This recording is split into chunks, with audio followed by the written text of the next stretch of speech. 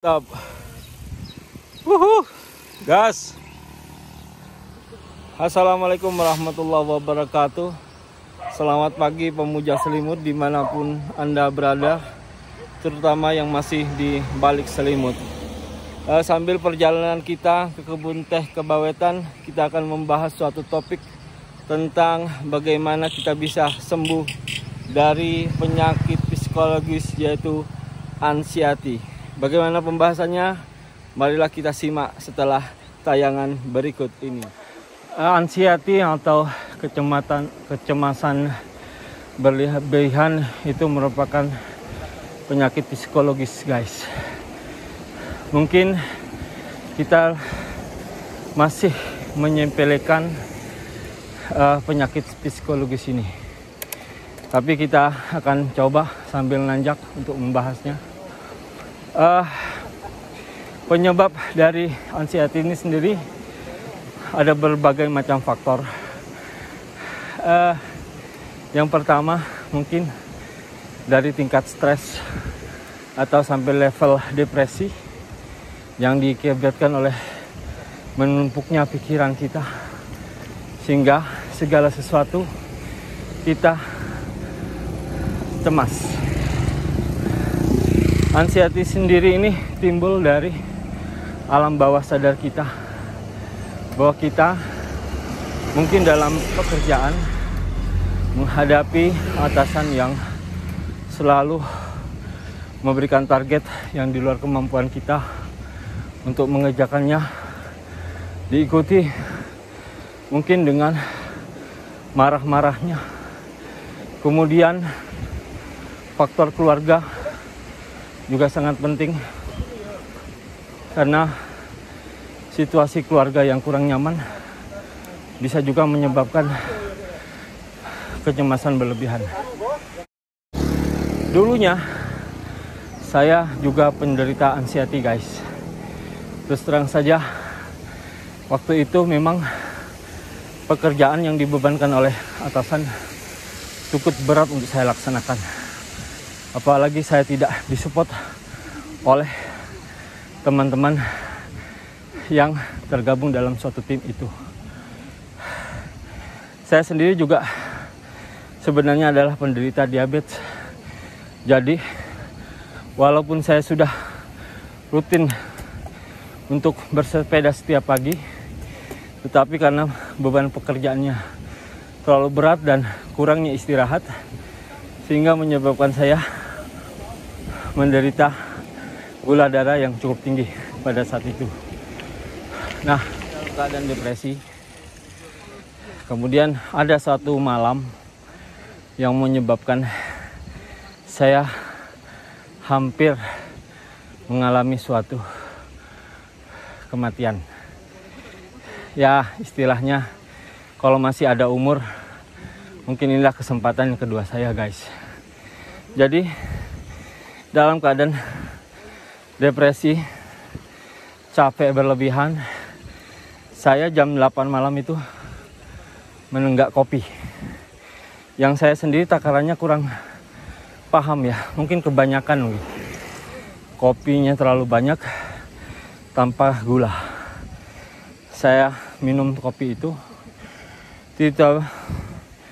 tiba-tiba sekujur badan saya merasa kedinginan dan kesemutan. Guys, ini tanjakan. Saya sampaikan dulu. Kita bahas sambil nanjak. Makanya saya terengah-engah. Tapi oke, kita nikmati dulu tanjakannya yang mungkin berujung bahagia.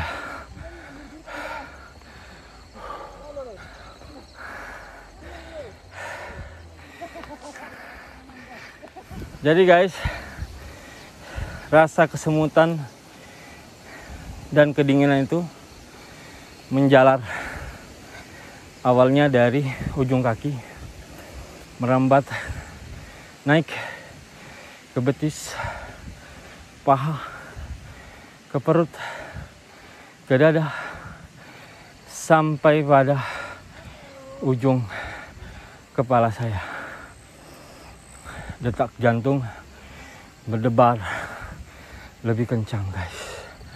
Saya tidak menemukan solusi kecuali meminta pertolongan teman untuk membawa saya ke rumah sakit. Tapi setelah dicoba berkali-kali, ternyata saya makin parah keadaannya. Saya berusaha untuk sadar.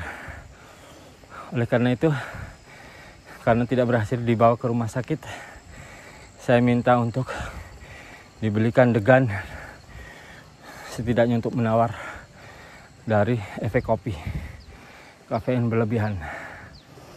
Nah, ternyata di ujung cerita, teman saya yang bernama Fendi, anggota Doni Ajo juga, dia bertemu dengan seorang dokter yang sedang membeli sesuatu di warung.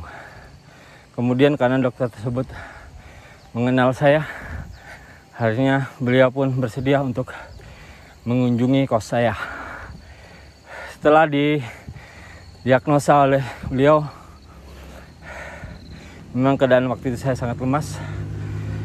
Kemudian dokter tersebut memerintahkan kepada Fendi untuk membelikan saya obat. Memang itu kejadiannya sudah jam 12 malam, guys. Nah, setelah saya dikasih obat, berangsur-angsur detak jantung saya menurun. Kemudian rasa kesemutan berangsur hilang. Tapi tidak berhenti di situ saja. Saya merasakan bahwa saya akan pingsan, tapi saya upayakan tidak pingsan, guys. Saya tetap berusaha sadar. Akhirnya si dokter itu pulang dalam keadaan saya masih katanya stabil, guys. Dokter jantung yang pertama, saya menyampaikan keluhan saya tentang detak jantung yang tidak beraturan. Saya utarakan juga ada permasalahan depresi yang saya alami. Kemudian dokter itu menyarankan kepada saya untuk dirujuk ke dokter psikiater. Nah, ketika dokter psikiater itu datang, ternyata benar, guys, saya depresi. Kalau orang depresi itu kan tidak tahu kalau dirinya depresi. Saya depresi, guys. Dan saya diberikan obat penenang ketika itu, guys. Saya mengambil inisiatif sendiri dengan cara ini, juga merupakan tips bagi penderita anxiety kalau mengalami hal yang sama seperti saya. Saya banyak mendengar di YouTube relaxing, murotal Al-Quran, dan suara air atau kicau burung. Saya ingin menstabilkan detak jantung saya dengan ritme air maupun ritme Al-Quran. Selain itu, saya juga rajin membaca Al-Quran. Karena dengan membaca Al-Quran, kita bisa mengatur nafas kita, kemudian ritme jantung juga diupayakan untuk mengikuti ritme dari bacaan Al-Quran tersebut. Atau mungkin karena yang berbeda keyakinan, bisa mendengarkan suara air atau kicau burung. Lama-lama, alhamdulillah, ikhtiar saya berbuah manis. Perlahan-lahan ritme jantung saya mulai terbiasa untuk stabil. guys.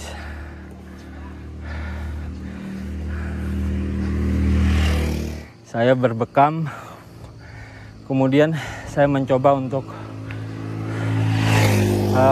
pengobatan lintah. Jadi lintah itu saya tempel di bagian dada sebelah kiri, kemudian di bagian lidah. Tentunya dengan orang yang profesional di bidang itu. Keadaan belum membaik juga. Akhirnya saya berusaha juga untuk mencari ustadz yang bisa meruqyah saya. Nah, pada saat pertama kali diruqyah, saya agak merasa ada yang di luar akal sehat saya.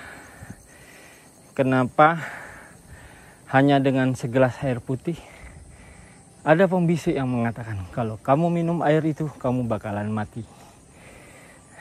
Memang di luar akal sehat kita ya. Kenapa minum air putih jadi mati? Akhirnya saya tetap paksakan, saya lawan itu. Saya minum air putih itu, yang mungkin sudah dibacain ayat-ayat Al-Quran. Setelah saya minum, yang terjadi adalah badan saya sebelah kiri terutama begitu panas, dingin, ada semacam kesemutan, ada yang semacam saya rasa kedinginan. Apalagi pada saat itu masuk waktu maghrib sehingga azan berkumandang. Saya kurang nyaman terhadap hal itu. Mungkin itu reaksi yang dialami saya pada saat itu, guys. Akhirnya setelah beberapa terapi alternatif maupun konsultasi dokter oleh dokter jantung, saya diuji untuk tes jantung, kestabilan jantung, dan lain sebagainya. Saya dipasangi alat-alat dan saya disuruh berlari. Ketika saya berlari, nyatanya saya heart rate-nya cukup tinggi, guys. Si dokter itu bertanya kepada saya, kok biasa tinggi banget ini heart rate-nya? Ya dok, saya punya kebiasaan bersepeda. Oh, mungkin itu yang membantu saudara dalam pemulihan kesehatan. Karena dengan rajin bersepeda, otomatis pemulihan kesehatan jantung Anda cukup bagus. Dan Anda dinyatakan dalam keadaan baik-baik saja. Gitu, guys. Terjeduk lemah. Kaum lemah mulai merambah tanjakan. Bapak yang lemah kok. Saya yang kuat menyusul di belakang, yang lemah di depan. Luar biasa. Iya benar. Hei.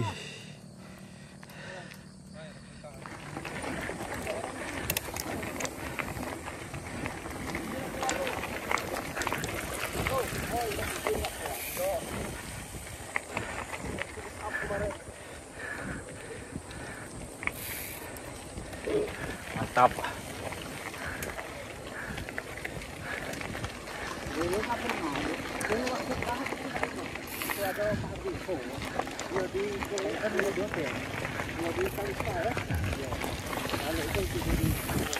Kalau guys kemana pak? Nggak nentu. Kalau minggu? Oh banyak ke Curug kayaknya ya.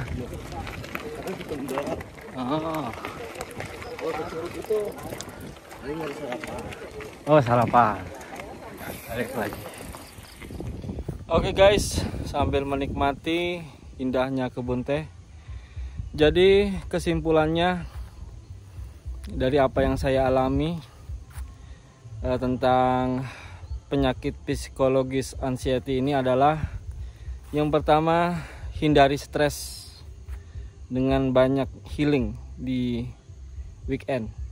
Kemudian kalau itu pun tidak bisa kita hindari, kita sudah ada tipsnya, yaitu dengan cara kita selalu berpikir positif untuk tetap menjalani kehidupan ini. Jangan sampai kita berpikir negatif, apalagi ada kecemasan akan kematian, karena tanpa dipikir pun kapanpun terjadi, itu pasti terjadi, dan kita nggak perlu cemas. Kemudian untuk menstabilkan detak jantung kita perlu terapi seperti yang saya ceritakan. Saya pakai terapi lintah, kemudian bekam, kemudian saya rajin membaca Al-Quran, mendengarkan murotal untuk menstabilkan jantung, serta melakukan upaya ruqyah. Ya, alhamdulillah, segala puji bagi Allah. Saya saat ini sudah berjalan sangat-sangat normal. Kecemasan berlebihan juga sudah jauh berkurang. Saya tetap stabil, tetap untuk membuat konten. Demikian guys. Oke, salam sehat. Oke guys, demikianlah cerita saya sebagai mantan penderita anxiety atau kecemasan berlebihan. Mudah-mudahan ada manfaatnya untuk para pemuja selimut yang kira-kira ceritanya kurang lebih mirip kayak saya. Tetap semangat, tetap goes, jangan lupa jaga ibadahnya. Semoga sukses guys. Wabillahi taufiq wal hidayah. Wassalamualaikum warahmatullahi wabarakatuh. Salam Doni Ajo, pantang lemah, bocor alus. Gas. Luar biasa. Lanjut. Inilah